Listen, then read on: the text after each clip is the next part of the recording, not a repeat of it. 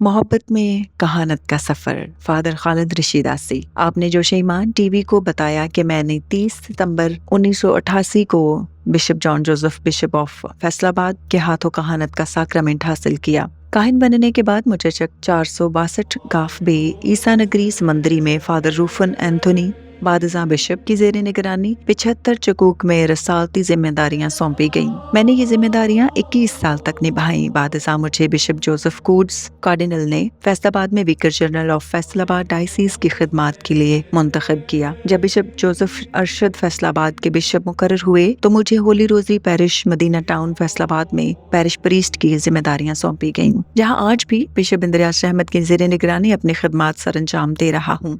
इन बरसों में मुझे डायसीज के मुख्तलिफ कमीशंस में खिदमात का शर्फ हासिल हुआ, खसूसन यूथ कमीशन, बैनुल मज़ाहब कमीशन, कमीशन बराए अमन व इंसाफ, जोश ईमान टीवी और कम्युनिकेशन और इदारा बराए अशायत ईमान में मेरी खिदमात काबिल ज़िक्र हैं। मुझे कहानत से मोहब्बत है, खिदमत में तस्कीन मिलती है और इंसाफ के लिए जद्दोजहद करने में फ़ख्र महसूस होता है। कहानत के 37 साल गुजर गए, लेकिन ये सब कल की बात लगती है। इस कहानत में बहुत से नशीब व फराज आए, लेकिन किले से कलवरी तक का सफ़र ख़त्म नहीं होता।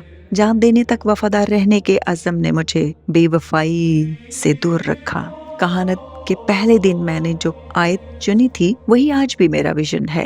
मैं इन्हीं इंसानी रिश्तों और मोहब्बत की डोरियों से खिंचता रहा हूँ। होशियार 4:11 के मुताबिक मोहब्बत कहना आसान है मगर जीना मुश्किल।